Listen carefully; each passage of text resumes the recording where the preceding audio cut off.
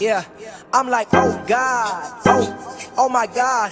Bitch, I run the game, y'all just commentate from the side. I'm like, oh God, oh my God. Everything I do, you know I do it for the squad. I'm like, oh God. What up, what up? All right, so today we're gonna be talking about oil catch cans. So on this N63Tu, we're known for having oil consumption issues because of the PCVs that we have. So I went ahead and did a oil catch can setup, a dual oil catch can setup, and it's a vent to atmosphere instead of it going back into the intake system, which you don't want none of that gunk going back in anyways, you know. So hopefully this helps with that. So far it has. I've only had them on for a week.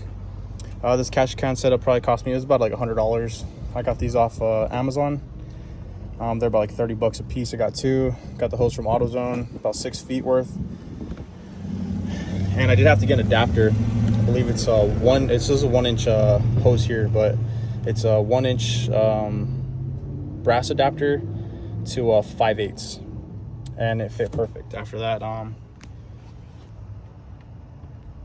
because I kept having the issue where I already went through like 3 of these, and it would keep making my car smoke a lot because it would just go back into the intake and it was sucking into the turbo and just blowing out smoke. But this has stopped the smoke quite a bit.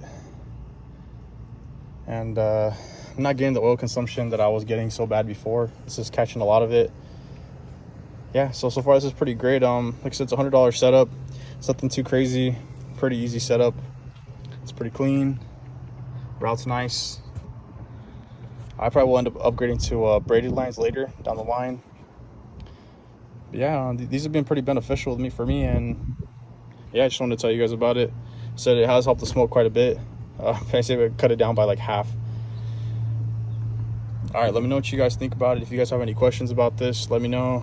Put it down in the comments below. I'll answer as soon as I can. Yeah, that's it.